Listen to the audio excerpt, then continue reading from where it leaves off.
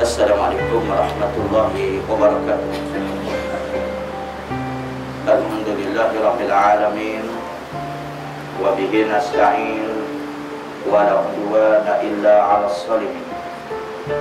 Asyhadu an la ilaha illallah wa la syarika lah wa asyhadu anna Muhammadan 'abduhu wa rasuluh. Allahumma shalli wa sallim wa barik ala sayyidina wa maulana Muhammad wa ala alihi wa ashabihi wa ihtada bi hadihi wa istanna bi sunnatihi ila yaumiddin. Amma ba'd.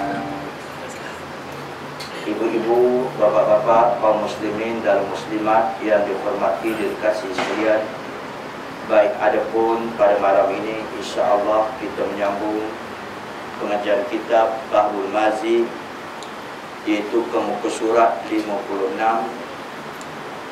dalam bab ma jaa fi man zara qauman la yusalli bihim.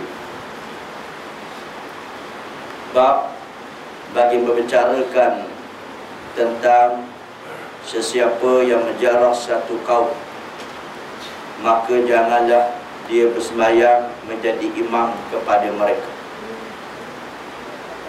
Bab pada menyatakan barang siapa yang menziarah satu kaum, jangan mereka sembahyang menjadi imam kepada mereka, kepada kaum tersebut.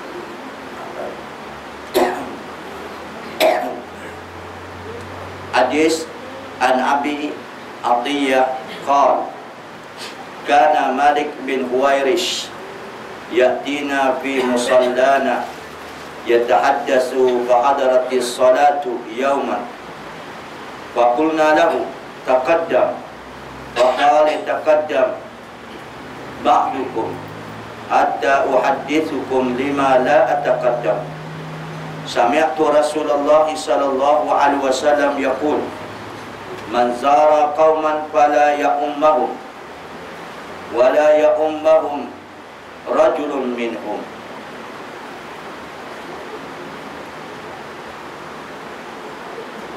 Baik.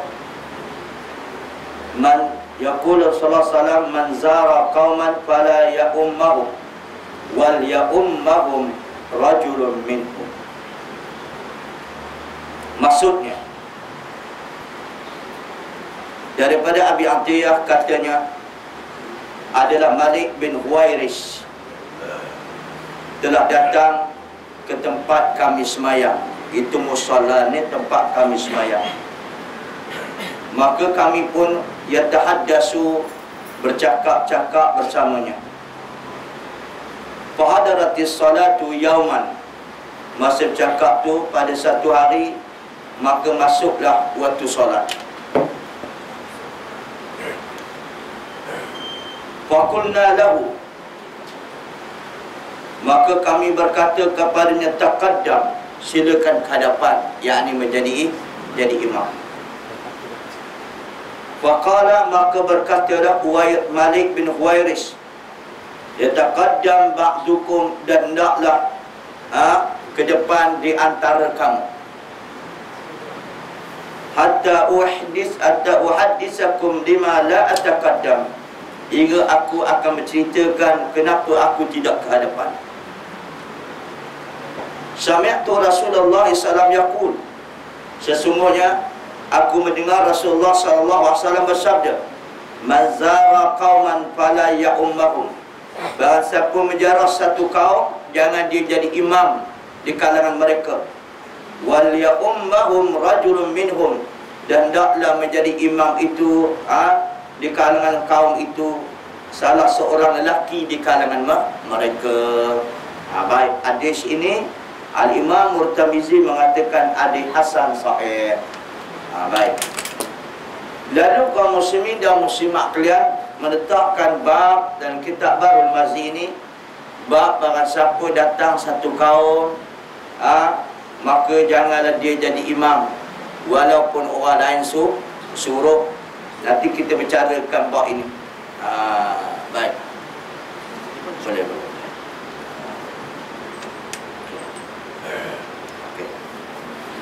Sekarang kita bicarakan kaum muslimin dan muslimat, terringkas sedikit hadis ini fahaman secara umum. Malik bin Huwairis, dia seorang sahabat Nabi SAW. Satu hari dia datang ke satu tempat, maka mereka pun berceritalah berapa masalah, di antaranya masalah hukum hakam berkait tentang agama. Lepas tu sampailah waktu solat, masuklah waktu solat. Jadi bila kaum muslimin dan muslimat kalian kaum itu tengok bahawa Malik bin Huwairis ni seorang sahabat Nabi, seorang yang alim, lalu mereka menyuruhlah Malik bin Huwairis ni jadi imam. Lalu akhirnya Malik bin Huwairis tak nak jadi imam. Kata naklah jadi imam salah seorang daripada kamu hingga lepas sembahyang nanti aku cerita. Sebab apa aku tak mau jadi imam. Setelah solat, kaum muslimin dan muslimat kalian, lalu Malik bin Huwairis mengatakan, aku telah mendengar Rasulullah SAW bersabda, apabila kamu menjarah satu kaum, janganlah kamu jadi imam pada mereka, dan hendaklah salah seorang daripada mereka itu menjadi imam. Dia faham itu? Baik. Itu kepahaman hadis. Hadis ini merupakan hadis hasan sahih. Baik. Mari kita tengok sedikit pembahasan alim ulama kaum muslimin dan muslimat kalian. Yang pertama ialah bicara tentang untuk menjadi imam. Baik. Memanglah kalau kita buka kitab-kitab fiqhiyah atau kitab fiqh, syarat nak jadi imam ni di antaranya pertama qari. Qari. Masuk qari ni dia betul baca Quran, bukan qari buat berlagu tu. Memang itu. Qari ni maksudnya dia pandai baca Quran, orang panggil qari lah. Tapi tempat kita ni kalau boleh sebut qari ni yang berlagu, itulah musabaqah tu, betul-betul. Kalau yang tak kerti musabaqah berlagu, orang tak panggil qari. Dia panggil apa ya? Tak tahu, saya pun tak tahu juga. Kaum muslimin dan qari ni orang pandai baca Quran.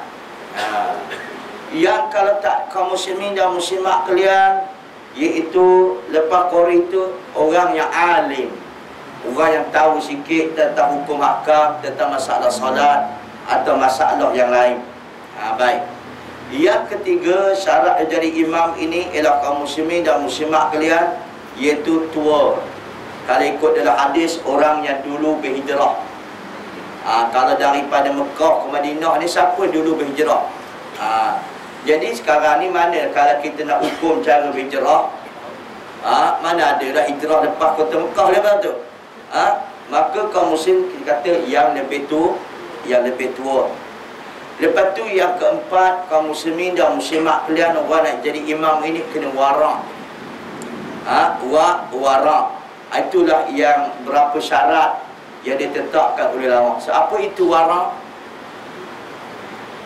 Orang Melayu kita pandai wara' ni bagaimana? Nak dengar kata orang sini dulu, wara' ni bukan dia agak-agak ni. Wara' ni kadang-kadang faham orang Melayu kita tak banyak cakap, mata pun kuyu, juga muslim tak nak diam, betul. Itu bukan wara' tu.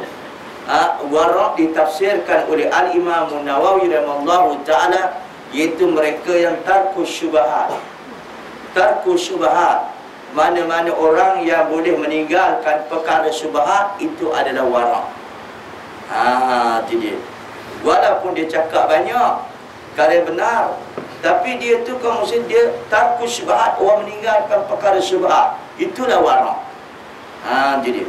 Tapi kalau dia diam, juga muslimin muslimat kalian cakap sepatah, jawab sepatah, betul-betul tak tanya sepatah, dia tak jawab langsung, kita kata tu wara'. Tapi mulut dia berasa je, betul-betul. Itu bukan wara' tu. Kaum muslimin dan muslim, wara' tarku syubhat, orang yang menjaga diri dia daripada benda syubhat atau tinggalkan benda syubhat. Itu syarat jadi imam itu. Jadi kaum muslimin dan muslimat kalian, adalah sedikit pembahasan adat ulama. Kalau sekiranya kedua-duanya adalah qari, ni orang nak pilih jadi tu imam ni, dua-duanya adalah qari, maka pilihlah yang mana antara kedua tu yang alim bil ahkam, yang mereka tahu segi hukum hakam. Rupanya qari pun sama, alim pun pakat sama belaka alim belaka, benda tu. Lebih maksudnya lebih kurang alim. Kalau tak ada mereka tu, kaum muslimin dan muslimat sama aja, maka kita pula pilih yang mana lebih tua. Yang mana lebih tua. Rupanya tua pun lebih kurang je kaum muslimin. Kalau berlaku macam tu lah. Yang mana kita ambil pula kaum muslimin dan muslimat kalian yang mana lebih warak di antara mereka. Yang warak di antara mereka. Dia pakat warak tu sama saja. Nak pilih kok mana pula? Bedah lah kok mana sekalipun dah ada syarat macam tu. Cuma adalah sedikit pandangan mazhab Imam Abu Hanifah. Jadi mazhab Abu Hanifah, dia kata kalau sekiranya qari sama, alim pun sama, dan kaum muslimin dan muslimat tua pun sama, warak pun sama, pilihlah di antara mereka itu kaum muslimin yang berkahwin. Dia afdal yang berkahwin. Punya dua tu imam ni kahwin belaka. Cukup sekadar tu. Tambah pula mazhab Ibn Hanifah kata, pilihlah di antara mana isteri itu imam yang paling cantik sekali. Itu berat tu. Agama ni kalau duk main ikut akal, penuh habislah kaum muslimin dan muslimat. Itu dia. Pilih mana isteri itu imam paling cantik sekali. Mana bini itu dia layak jadi imam. Itu bukan benda agama. Tapi itu sebab agama ni ikut akal susah. Jadi sekarang ni pembicaraan itu syarat jadi imam. Itu. Jadi apa yang berlaku sekarang ni kaum muslimin dan muslimat kalian, iaitu apabila kita sampai ke satu tempat, satu kaum, ataupun kita ziarah rumah orang, maka siapakah yang berhak untuk menjadi imam? Maka dalam hadis ini kaum muslimin dan muslimat, imam adalah tuan rumahnya. Orang yang berkuasa di rumah itu yang berhak. Boleh faham tu? Walaupun muslimin dan muslimat kalau dia imam masjid negara sekalipun, dia datang rumah Tuan Haji Said, maka Tuan Haji Said lah berhak jadi imam. Dia tak boleh kata aku masjid imam di negara ni, betul tu? Tak boleh. Kecuali Tuan Haji Said mengatakan dia minta awak jadi imam. Baik. Itu ada pertikaian, ada ulama dalam masalah itu. Baik. Jadi tak boleh. Apatah lagi kaum muslimin dan muslimat, kalau Islam ni mengajar kita ada. Kena lagi pula dalam kaum muslimin dan muslimat surau dan masjid ada imam-imam rawatib. Itu imam-imam yang dilantik oleh makmum setempat. Tak bolehlah kita ni ustaz ke, kita ni tok guru kaum muslimin dan muslimat kalian. Kita tengok je, kita rasa kita lebih pada orang. Sedangkan di situ ada imam rawatib, kita pun naik sama. Naik, tidak boleh. Itu orang tak beradab, orang macam tu kaum muslimin dan kalau dia ustaz yang tak beradab. Kalau dia tu guru yang tak beradab. Betul-betul. Kalau dia tak guru dan dia tidak ustaz, lagi tidak beradab. Boleh faham tu? Kecuali lah kalau imam itu, tuan rumah itu mengatakan jemput sila jadi imam, baru boleh kaum muslimin dan muslim. Itu pun kaum muslimin setengah pendapat kata Ibnul Arabi. Ibnul Arabi kata apa? Dia kata kalau sekiranya kaum muslimin dan muslimat kalian, kalau tuan rumah tu suruh imam tu jadi imam juga pun, walaupun suruh, hukum bagi pendapatku adalah makruh. Hukum pendapatku adalah makruh. Sebabnya Ibnul Arabi dia memahamkan hadis yang mana Malik bin Huwairis yang datang kaum muslimin di tempat orang tu, maka orang tu suruh dia jadi imam. Betul tak? Kan kita bicarakan tadi, Malik bin Huwairis datang ke satu kaum, maka bila masuk waktu solat, orang kaum tu suruh dia jadi imam. Lalu kaum Huwairis bin Malik bin Huwairis, dia nak jadi imam dah? Dia tak jadi imam kan? Maka dia suruh orang jadi imam. Itu kata Ibn Arabi dalam permasalahan, walaupun orang suruh, walaupun tuan dia suruh, kaum muslim hukum dia makruh juga untuk jadi imam. Dalam permasalahan terkecuali bermaksud terkecuali tuan rumah itu bukan qari. Tuan rumah tu tak tahu apa kaum muslimin dan muslimat, itu boleh jadi imam. Jadi kalau sekiranya kaum muslimin dan muslimat kalian Dia tahu dan dia riwayat dan sebagainya. Lebih afdal lah. Walaupun disuruh kaum muslimin, lebih baik kita, misalnya saya datang, ustaz jadi imam, betul-betul. Jadi kita tahu ada imam di situ. Kamu itu pun kata Ibnul Arabi makruhun. Kerana berdasarkan kepada hadis yang mana Malik bin Huwairis ni kamu suruh jadi imam, dia tak nak jadi imam. Nanti aku cerita bagaimana aku dengar daripada Nabi sallallahu alaihi wasallam. Memang itu. Walaupun di sana kata Al-Imam Syafi'i rahimahullahu taala mengatakan kalau sekiranya kalau tuan rumah itu menyuruh atau mengizinkan, hukum dia tidak mengapa. Baik. Wallahu a'lam. Imam tarawih yang diimport Ustaz. Baik. Bagaimana imam tarawih ini diimport kaum muslimin dan muslimat Kelang? Cuma bicara tentang masalah ini ialah sembahyang fardu lah. Sembahyang fardu. Kalau sembahyang tarawih itu atas mufakat sesuatu kaum ataupun satu kampung, itu tidak jadi permasalahan. Kadang-kadangnya ada nak mengatakan tarawih ni orang nak hafiz Quran, betul tak betul? Orang nak baca panjang, dia tak nak baca Al-Haqum Takatsur tadi, betul tak betul? Maka itu tidak mengapa dalam permasalahan itu. Baik.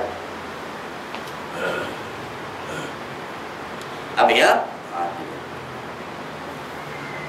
Okey. Yang seterusnya, bab ma jaa fi karahiyati an yakhussal imam nafsahu bid-du'a. Bab bagi bicarakan tegahan ataupun karahiyah ni tegahan bahawa seorang tu imam itu mengkhususkan doa untuk diri dia saja. Bab makruh atau tegahan bahawa Tuhan tu imam itu mengkhususkan doa untuk diri dia saja. Baik. Kita baca hadis dulu. An Sauban an Rasulillah sallallahu alaihi wasallam qala la yahillu li imrin an yanzura fi jawfi baitin ri'im hatta yasta'zina fa in nazara faqad dakhala wa la ya'umma qauman fa yakhussa nafsahu bid-du'a dunahum fa in fa'ala faqad khanahum wa la yaqumu ila salati wa huwa hakinun. Hadisun hasan.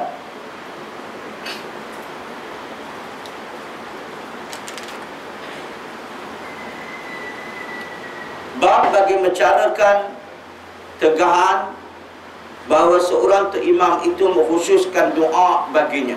Masuk khususkan doa bagi dalam solat. Di dalam solat. Doa lepas solat ni nanti kita bincang kemudian. Ni doa dalam solat ni. Itu bawakan kaum muslimin dan muslimat kalian dalam solat ni kadang-kadang Nabi dia berdoa khususnya ketika mana dalam sujud dan khususnya pula selepas membaca tayat akhir. Lepas baca tayat akhir kan baca doa kan, Allahumma farli ma taqaddamtu wa ma ta'akhartu kan. Kan sampai habis Allahumma inni a'udzubika min azabil qabr wa min azabil jahannam wa min fitnati mahya wal mamat fitin masjid dajjal. Tapi bila sebut perkataan Allahumma farli ma qaddamtu, ya Allah engkau ampunkan dosa aku yang telah lalu.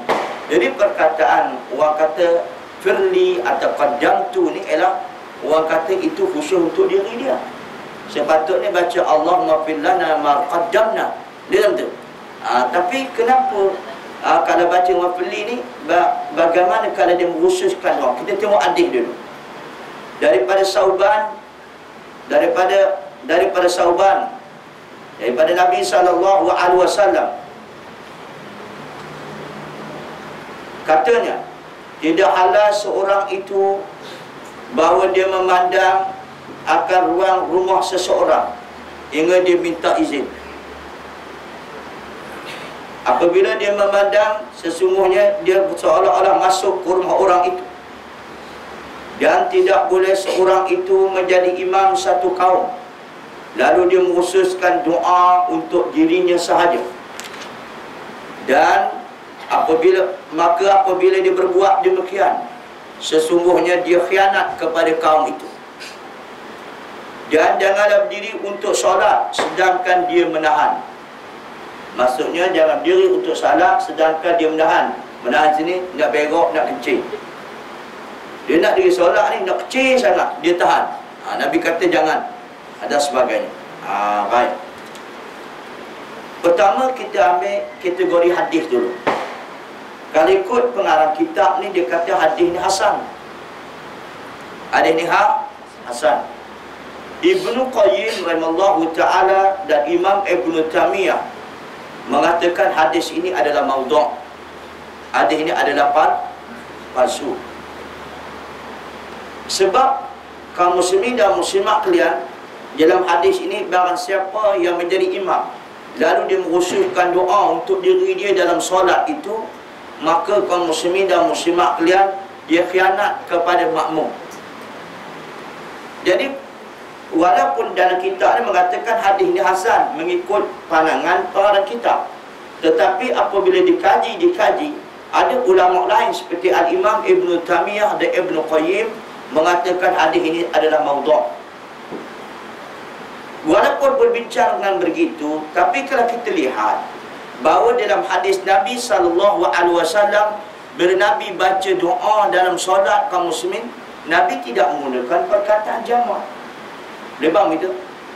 Nabi tidak menggunakan perkataan jamak, patut maksudnya berbentuk plural. Nabi mengata Allahumma firli ma qaddamtu. Nabi juga baca Allahumma inni a'udzubika min adzabil qabr wa min adzabil jahannam. Boleh faham maksud saya? Nabi tak kata Allahumma inna na'udzubika min adzabil qabr. Nabi tak kata Allahumma inna. Nabi mengatakan Allahumma inni. Dan begitu juga dalam hadis Allahumma a'inni ala dzikrika wa syukrika wa husnal ibadati. Nabi tak kata Allahumma a'inna ala dzikrika. Jadi kalau sekiranya barang siapa yang menjadi imam dibaca untuk diri dia khianat, maka Nabi pun khianat juga. Sebab Nabi baca untuk diri dia. Boleh faham tak? Maka atas dasar itu Ibnu Qayyim mengatakan hadis ini adalah maudhu'. Jadi Al-Imam Ibnu Taimiyah mengambil jalan tengah. Kerana lafaznya begitu. Dan kenapa dia Allahumma inni, dia kata inni iaitu aku. Allahumma firli ma qaddamtu. Maka bila Nabi baca begitu, itu maksudnya sudah meluruh di antara imam dan makmum, kata Imam Ibnu Taimiyah. Walaupun diguna perkataan, maka itu sudah meluruh kerana dia jadi imam di bawah orang belakang. Boleh faham itu? Itu sebabnya ada di kalangan pendapat Hanafiyah. Tu Hanafi dan mazhab Hanafiyah, dia kata begitu juga dalam doa kunut witir. Kalau kita buat doa kunut, kaum muslimin dan muslimat kalian, bagaimana Ibnu Hanifah tak boleh kita ubah ke alfaz. Kita baca Allahumma hdini fiman hadait, sebab wahyunya begitu, baca begitu. Tidak. Wa afini fiman afait, baca begitu, tetap begitu. Maka sekarang ni kenapa dia baca Allahumma hdina? Itu sebabnya bagi pandangan mazhab Imam Abu Hanifah, bagi pendapat aku, dia kata dah, kerana ajar begitu adalah begitu. Baik. Sekarang ni kaum muslimin dan muslimat kalian, apabila Nabi SAW sembahyang witir, Umar sembahyang witir, kaum muslimin dan muslimat kalian, adakah Nabi baca Allahumma inni, Allahumma hdini, ataupun Allahumma hdina?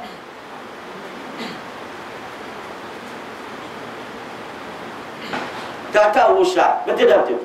Jadi kaum muslimin dan muslimat kalian, di kalangan alim ulama, kaum muslimin dan muslimat mengatakan bahawa ditukar dengan Allahumma hdina. Tapi masing-masing bila bertanya, adakah Rasulullah SAW membaca Allahumma hdina ataupun Allahumma hdini? Lalu mereka berhujah, kalau sekiranya Imam Abu Hanifah, mazhab Imam Abu Hanifah mengatakan bahawa Nabi baca Allahumma hdini saja, tak baca Madinah, tunjukkan mana dalil. Lalu kaum muslimin dan muslimat kalian, Mereka kata kalau orang yang mengatakan yang baca Allahumma hdina, maka tunjukkan dalil. Macam mana begitu kaum muslimin dan muslimat? Itu dia. Maka itu sebab dalam permasalahan ini jadi perbincangan di kalangan ulama. Kalau baca Allahumma hdini pada dalam solat, kata mereka jamak yang pertengahan, kita itu termasuklah umum. Boleh faham itu? Boleh faham? Kalau sekiranya ada imam baca Allahumma hdini, maka termasuklah umum. Kalau manusia imam baca Allahumma hdina pun tidak mengapa, kata pandangan yang ketiga. Inilah pendapat yang lebih tepat. Baik. Kalau ikut bahasa Arabnya semacam itulah.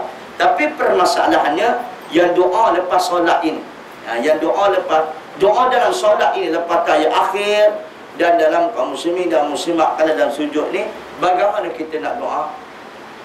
Boleh faham je?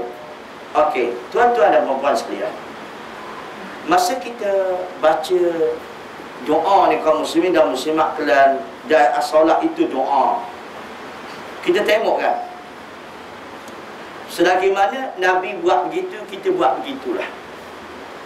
Kan masa kita baca tahiyat, duduk antara dua sujud, masa duduk antara dua sujud, kita baca apa?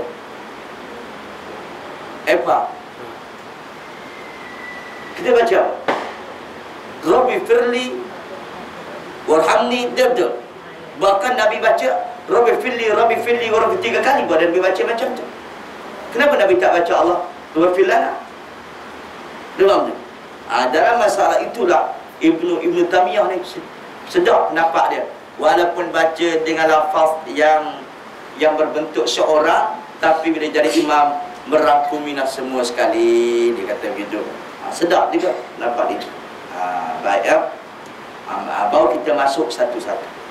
Yang pertama, kata Nabi, la yahillu li imri'in an yanzura fi jawfi baitin imri'in hatta yasta'zina. Nabi kata tidak ada seorang itu dia memandang luar rumah seorang yang lain hingga dia minta izin. Di sini ada dua bab. Memandang di luar rumah, memandang dalam rumah. Al-Imam Syafi'i rahimahullah ta'ala, bila kita pandang dalam rumah orang ni tanpa izin, dia hukum dia haram. La syak, tidak ragu. Kena jaga elok no. Begini kita dia. Ada satu hadis Rasulullah sallallahu alaihi wasallam, seorang lelaki nak berjumpa dengan Nabi. Ketika itu kaum muslimin dan muslimat kalian diadukan kepada seorang sahabat Nabi, nama dia Ibnu Abbas. Ada setengah riwayat kata Bilal bin Rabah. Bilal bin Rabah kata, atau Ibnu Abbas mengatakan bahawa ya Rasulullah, ada orang nak bertemu dengan kamu. Rasulullah mengizinkan. Apabila Rasulullah izinkan, Rasulullah buka pintu. Lepas tu dia duduk di tengah-tengah. Kan ini pintu kan, kaum muslimin, ini pintu. Dia duduk di tengah pintu ni. Bila Rasulullah buka pintu bermasuk, nampak dalam rumah tu. Rasulullah kata, begitukah cara minta izin? Begitukah cara minta izin? Kata Nabi. Nabi cara minta izin ni bagaimana? Kaum muslimin dan muslimat kalian, bila sini pintu, duduk di tepi ni, kiri atau kanan, kata Rasulullah sallallahu alaihi wasallam. Duduk balik kanan ni, duduk kiri. Kalau pintu ni terbuka, maka tak nampak dalam rumah. Kalau balik kiri buka, tak nampak rumah. Tapi kalau duduk tengah-tengah ni, buka, nampak dalam rumah. Nabi kata, begitukah cara minta izin? Betul tak betul? Baik. Ini masuk rumah orang tak minta izin langsung. Betul tak betul? Kena walaupun rumah tu orang kita kenal. Kita kenal baik sekalipun, nak masuk kena minta izin. Betul-betul. Kecuali orang tu rumah tak kata, kalau datang rumah saya tak minta izin tak apa. Okey lah. Betul-betul. Kalau lagi tu rumah tidak berikan elan macam tu, tak boleh minta izin. Betul. Walaupun tuan rumah ni okey, jangan kata okey, kena nanti dia KO ambon jadi. Boleh faham? Tak boleh kata kaum muslimin dan muslimat. Okey? Tak boleh. Adab dalam sedang itu. Baik. Okey. Baik, apa mana ada dah? Itu yang pertama. Yang keduanya, bila tahu rumah disuruh masuk, kita masuk. Bila masuk, kalau dia kata, marilah masuk, nak tengok rumah boleh, tak apa lah. Ini suruh masuk, dia beraya tempat lain. Tak boleh kaum muslimin. Bahkan dalam satu riwayat, kalau tu rumah kata masuk, masuk. Rumah kata duduk, duduk. Ini masuklah, dia cari tempat duduk lalu. Tak kena lah betul. Orang kata apa dia? Orang kata apa? Tidak ada. Betul tu? Jadi minta masuk, kita masuk. Duduk, kita masuk tu. Dan dia suruh masuk. Cina duduk, barulah kita duduk. Jangan turun masuk, turun duduk. Tak, kamu muslimah pelan. Itu dia. Tak kena. Baik. Dan bila kita masuk, ada juga, jangan kita memandang ruang-ruang rumah dia. Tengok tangga. Betul-betul. Isteri dia turun, tengok tangga. Anak dia turun, tengok tangga. Lepas tu tengok dapur. Mana boleh dapur tu? Tengok ruang hak yang suruh duduk sudah. Dia bang tu. Kecuali minta izin. Baik. Itu yang pertama. Fa inna dara faqad dakhala. Kalau dia memandang masuk dia masuk rumah tu lah tanpa izin. Itu maksud dia. Lepas tu barulah kita bicarakan kaum muslimin dan muslimat kalian. Ya, dia kata tidak boleh jadi imam itu kalau mengusulkan doa. Tapi kaum muslimin, saya katakan hadis ini Ibnu Qayyim mengatakan hadisun maudhu'. Hadis ini maudhu'. Tapi kalau kita lihat dalam bab ini, hadis ini adalah hadis ini hasan. Tapi kalau begitu keadaannya kaum muslimin dan muslimat kalian, kalau begitu Nabi ini khianat. Sebab pun Nabi pernah baca doa dalam solat kaum muslimin dan muslimat kalian dengan perkataan sendiri, tidak mengatakan dengan perkataan yang umum. Baik. Maka Imam Ibn Taymiyah menyatukan pendapat ini, mengatakan bahawa sesungguhnya sudah cukup, dan mengatakan bila seorang itu dia berdoa, dia berdoa kaum muslim dan muslimat kalian, walaupun untuk diri sendiri, bila jadi imam dengan perkataan yang berbentuk tidak jamak atau perkataan yang disting, itu sudah merangkumi semua sekali. Boleh mampu. Baik. Yang kedua, yang kedua ni jadi sensitif lah sikit kaum muslimin. Tapi minta-minta tuan-tuan berbuka minta. Itu kaya kita atas dasar mengaji. Boleh bang? Bukan atas dasar pak turut dah. Baik. Ada pun doa lepas solat. Doa lepas solat kan. Di antaranya apabila kita ni lepas solat, lepas salam, lepas salam kan, Assalamualaikum warahmatullahi, Allahumma inni as'aluka ridhal jannah, Assalamualaikum warahmatullahi wabarakatuh, kami satu kawana kan. Hadis itu hadisun maudhu', hadis itu hadis palsu. Itu sensitif tu. Walaupun termaktub dalam kitab Ihya Ulumuddin. Tapi hadis itu maudhu'. Yang sahihnya, kalau doa tu baik, doa tu bagus, sebelum salam kita baca doa itu. Sebelum salam. Kan? Itu dia. Lepas sebelum salam, lepas kita baca tahiyat tu, Allahumma inni as'aluka ridhaka wal jannah wa a'udzubika min sakhatika wan nar. Assalamualaikum warahmatullahi. Itu lebih cantik, nak mengkompromikan. Tapi kalau kita mengatakan ada sabit hadis, salah ke kanan doa dia, salah kiri doa dia, maka hadis itu maudhu'un, hadis itu hadis palsu. Baik. Dan seterusnya, lepas tu menyapukan, letak kepala atas tangan sampai menyapu muka. Sudah ya. Ini bukan saya kata ni. Tuan-tuan boleh tengok dalam kitab kaum muslimin dan muslimat kalian. Kitab ni besar payah nak cari. Tapi kalau nak cari pun kitab Mustika Hadis pun ada. Imam Daruqutni. Baik. Dia kata bahawa sesungguhnya ada perbuatan orang bila lepas bayangkan letak kepala, betul. Alhamdulillahilladzi lam yattakhiz walada wa lam yakul lahu waliyyun min ad-dunya wa kabiru takbira. Dia kata gitu kan. Imam Daruqutni kata hadis tu dhaifun jidda. Hadis tu dhaif, doa lalu sangat. Ibnu Rajab Al-Hambali dia kata tak sabit. Cuma yang sabit ni Nabi sabu muka tu kerana ada debu di mukanya. Itu ada Nabi dah sabit sekali. Tapi tidak ada perbuatan Nabi yang baca lepas solat begitu. Memang itu.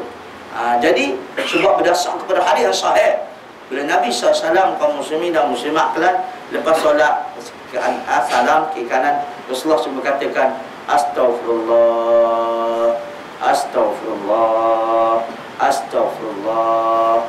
Nabi baca begitu. Nanti dulu tak habis lagi ni. Bagaimana pula Ustaz kalau orang baca Astaghfirullahalazim alladzi la ilaha illa huwal hayyul qayyum wa atubu ilaihi. Baik. Kaum muslimin dan muslimat ya. Dalam masalah kalau orang ikut sunnah sungguh, lepas sembahyang setakat tu je astagfirullah, astagfirullah. Kalau dia nak kata astagfirullahalazim li wal alladzi la ilaha, boleh kata tempat lain lah. Bukan tidak boleh langsung baca benda tu. Baca tempat yang lain. Sebab Nabi telah memprogreskan, dah programkan dah, dia atur lah lepas solat ni astagfirullah, astagfirullah. Kalau tuan-tuan nak baca astagfirullahalazim alladzi la ilaha, mintalah ampun pada Allah Ta'ala di tempat-tempat yang lain pula. Boleh tak? Boleh, tak ada masalah. Tapi dalam semayang dah begitu, kita ikut cara Nabi lah. Betul? Itu nak bawa kepada benda macam tu. Boleh faham itu? Astagfirullah. Lepas tu tuan-tuan kaum muslimin nak tidur malam, bila nak tidur malam pula Astaghfirullahalazim alladzi la ilaha illa huwal hayyul qayyum wa atubu ilaihi.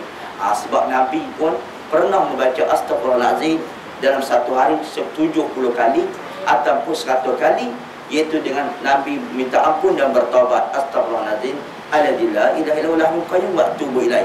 Jadi kaum muslimin dan muslimat kalian, dalam bab Astaghfirullahalazim alladzi la ilaha illa huwal hayyul qayyum wa atubu ilaihi, memang ada dalil dia, memang ada Nabi baca, dia bilang tu. Tapi kaum muslimin Nabi baca iaitu pada waktu-waktu yang lain. Tapi dalam solat ni cuma disebut dalam hadis Astaghfirullah, Astaghfirullah. Boleh faham itu? Itu dia. Jadi sekarang ni cuma tu lah. Bukan saya kata tidak warik. Benda lagu tu kena faham ya. Bukan tidak warik. Astaghfirullahaladzim. Bagus dah tu. Cantik dah. Tapi kalau kita buat di waktu yang lain, masa dekat nak tidur, ataupun sebelum tidur, ataupun apa dia, untuk kita bertaubat kepada Allah Ta'ala. Dan apa yang kita tak salah, benda tersabit daripada hadis. Dia faham dia? Baik. Apa kaum muslim? Nabi cuma kata 3 saja. Astaghfirullah, Astaghfirullah, Astaghfirullah. Lepas tu Nabi pun baca lah Allahumma antas salam wa minkas salam tabarakta ya jalali wal ikram. Nabi takat tu je. Tapi kalau musim haji, baca apa? Allahumma antas salam wa minkas salam wa ayyina rabbana bisalam.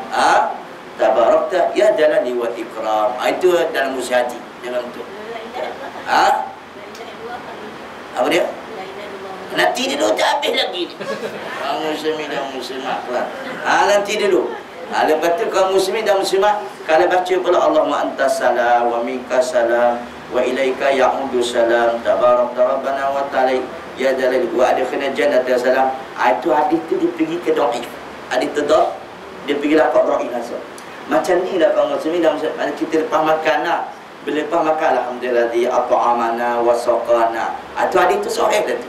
Kalau baca lepas makan alhamdulilladzi at'ana wa saqana wa ja'alana minal muslimin. Jadi doa lah tu hadis tu. Betul. Kalau kat baca langsung tak tahu nak kata apa lagi. Boleh faham itu? Jadi kita maksudnya kita kita aturkan hadis tu sebagaimana dinyatakan oleh Nabi. Tapi dalam sembahyang Allahumma antas salam wa minkas salam tabarakta ya dzal ikram. Tapi kalau masa nampak Kaabah, Nabi baca lain pula. Allahumma antas salam wa minkas salam fahayyina rabbana bisalam tabarakta ya dzal ikram. Tengok dia tengok fahayyina kan. Nabi atur tu ada makna dan perasaan macam ni. Apa tadi baca la ilaha illallah la syarikalah lahul mulku wa hamdu ala kulli syai'in qadir 10 kali. Dia faham tak? 10 kali. Lepas tu Nabi baca Allahumma mani'a anima ataita. Kan baca lagi hadis tu. Apa tu kalau waktu maghrib dan subuh kaum muslimin dan muslimat pelan, Nabi tambah bacaan selain daripada Allahumma ajirna minan nar, Allahumma ajirna minan nar. Dalam sembahyang lain Maghrib dan subuh Nabi baca Allahumma ajirna minan nar. Dalam sembahyang yang lain, Zuhur, Asar, Isyak, Allahumma antas salam, Allahumma ajirna minan nar, Nabi tak baca dah. Dalam tu. Sebabnya dua bacaan dalam solat subuh dan dua itu merangkum ini semua sekali lah. Dalam tu. Baik. Itu lepas tu Nabi tambah pula subuh dan zuhur, subuh dan maghrib. Qul huwallahu ahad, qul a'udzu falaq, rabbin nas, subuh dan maghrib. Itu saja yang sabit daripada Nabi. Maka tak adalah minta maaf ya Nabi baca lillahi ma fis samawati wa ma fil ard, itu tak sabit daripada hadis. Qulillahumma amana rasul, tu tak ada. Lebam itu. Tu minta maaf cakaplah kalau ikut kata susunan hadis nabinya. Okey. Lepas tu kaum muslimin, inilah semuanya doa. Inilah doa. Jadi ada orang menganggap kaum muslimin dan muslimat, kenapalah tu Arab tu, kenapalah orang Afrika ni, kadang-kadang orang anggap begitu kan. Saya tengok Afrika ramai sini, lepas semayang duduk kejap, dia tak nak berdoa. Ada orang kata begitu. Kaum muslimin dan muslimat kalian, bila kita lepas solat ni, astagfirullah tu, itulah doa. Astagfirullah, itulah doa. Lepas tu pula kaum muslimin, Allahumma antas salam wa minkas salam, itulah doa. Lepas tu la ilaha illallah la syarikalah lahul mulku wa lahul hamdu ala kulli syai'in qadir, itu adalah doa. Sebab doa ni kaum muslimin, dia terbagi kepada dua. Doa ni terbagi kepada dua. Ini kena faham. Doa yang bermaksud alhamdu, doa bermaksud as-sana, doa yang bermaksud al-talab. Ini Arab. Ini adalah hadis lah kamu saya. Doa, ad-doa lil madah, ad-doa lil talab. Doa berbentuk memuji Allah, itu doa juga. Dan doa berbentuk al-talab, permohonan. Jadi dia kata la ilaha illallah la syarikalah lahul mulku wa hamdu ala kulli syai'in qadir. Ini doa puji. Sebabnya barang siapa yang baca doa ini, yang baca la ilaha illallah la syarikalah lahul mulku wa hamdu ala kulli syai'in qadir lepas solat 10 kali, maka kaum muslimin dan muslimat kalian, kalau dia matilah, kalau dia mati, Allah Taala jamin dia surga. Kan itu doa tak doa? Tapi doa berbentuk al-madah, bermaksud pujian. Maksud pada dibuat macam tu dengan cara dia memuji, dia bentuk doa itu, maka bagi dia adalah kaum muslimin. Dan satu riwayat ialah bahawa siapa yang baca la ilaha illallah syarikalah ni 10 kali ni, maka Allah Taala kaum muslimin dan muslimat tetapkan dia mati dalam keimanan masa saat dia mati. Ini macam cantik tak kaum muslimin dan muslimat. Okey, itulah adalah doa. Lepas tu banyak lagi kaum muslimin dan muslimat kalian, alhamdulillah, alhamdulillah, itu doa juga. Sebagaimana dalam satu hadis Rasulullah sallallahu alaihi wasallam, iaitu kalimatani hafifatan bil lisan wa sakilatan fil mizan. Dua kalimat yang selalu ringan lidah untuk disebut, tapi lebih berat di sisi Allah Taala untuk timbangan. Siapa dia? Subhanallah, alhamdulillah. Itu pun adalah doa. Tapi yang otak tak ada mohon pun, sebab itu doa dia surah al-madah. Lepas tu kaum muslimin dan muslimat kalian, barang siapa nak tambah doa lain betul, maka lepas solat, maka menadah tangan, maka Nabi doa sendiri-sendiri. Boleh faham itu? Minta maaf cakap ya. Doa sendiri-sendiri kaum muslim muslimat kalian. Lepas tu mereka nak berzikir, zikirlah. Lepas tu mereka nak berdoa sendiri. Kalau tuan-tuan kaum muslimin dan muslimat kalian, jangan marah ke saya. Kalau tuan-tuan marah saya, bawa ke Imam Syafi'i. Tuan-tuan, Imam Syafi'i maktub dalam kitab dia Al-Um. Sekarang Al-Um ni, dah sebab saya ada nampak dulu ya. Tak ada ya. Al-Um ni ada kaum muslimin dan muslimat. Imam Syafi'i mengatakan, tengok ya. Nantilah saya putus state lah kitab tu, kalau saya boleh terjemah, saya terjemahkan. Kata Imam Al-Syafi'i, sesungguhnya pada zaman Rasulullah sallallahu alaihi wasallam itu, sama ada lelaki dan perempuan, apabila mereka baca Allah selesai astagfirullah, astagfirullah, Allahumma salam, maka perempuan pun bangun. Dan perempuan bangun. Ada yang keluar balik kanan, ada keluar balik kiri. Itu ada hadis lah kaum muslimin dan muslimat pula. Bekal lepas mayang turun bangun, gitu tidak. Lepas mayang kalau kita nak bangun kaum muslimin, ikut hadisnya, lepas kita baca astagfirullah 3 kali, Allahumma antas salam wa minkas salam, tabarak ta'ala jazal kelak, barulah kita bangun. Orang perempuan tadi keluar dulu, lepas tu dia ikut lelaki. Maka kadang-kadang Rasulullah duduk dekat mayang, berdoa sendiri. Itulah kalangan para sahabat. Boleh faham itu? Itu yang paling sahihnya. Boleh faham tu? Tapi ada pun doa berjemaah ni kaum muslimin, setiap lepas solat berdoa beberapa sekali dalam masa itu. Imam Malik, kaum muslimin, Imam Malik mengatakan Allahu Akbar. Bukan Imam Malik, seorang ulama dalam pendapat Imam Malik, dia kata kalau sekali-sekala itu tidak mengapa, sekali-sekala tidak mengapa, tapi doa sering-sering itu lebih baik. Boleh faham itu? Itu dia. Masuk waktu lebih baik. Belum lagi. Baik. Itu kalau kita lihat dalam kaum muslimin, dalam program, dan kita tengok aturan-aturan yang Nabi buat. Betul. Jadi kaum muslimin, itu sebab saya katakan benda ni berat nak sebutkan, tapi tak sebut itu benda tu ilmu. Benda tu ilmu kaum muslimin dan muslimat kalian.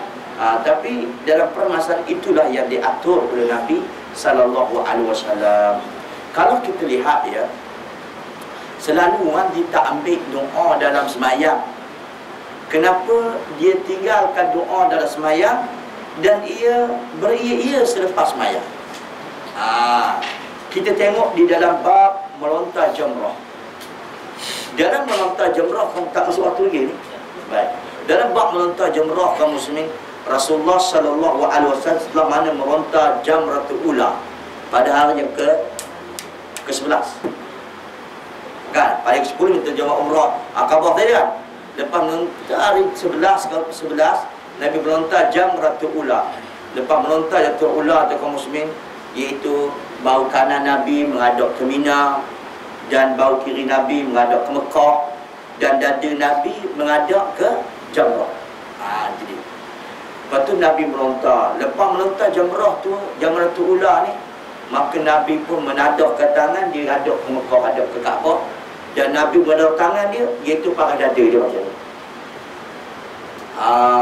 Pada dada dia macam tu.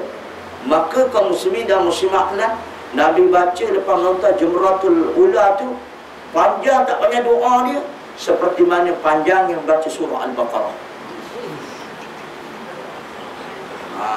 Tapi jemaah haji kita yang bakat berlari nak berebut nak melontar jamratul kedua wusta, betul? Pakat berebut berlari kaum muslimin muslimat. Tak kena macam tu. Berdoalah, walaupun kerjaan Saudi tak benar, kita duduk saja takut jalan jam, kita berdoa sambil berjalan, tak ada masalah. Betul-betul. Baik. Lepas tu kamu cuy lepas berdoa, lepas itu melontar jamratul ula, Nabi pun pergilah melontar jamratul wusta. Maka begitulah keadaannya Nabi, bau kanan dia menghadap ke Mina, bau kiri menghadap ke Mekah, Kaabah, dan kaum muslimin dada menghadap ke Jamrah.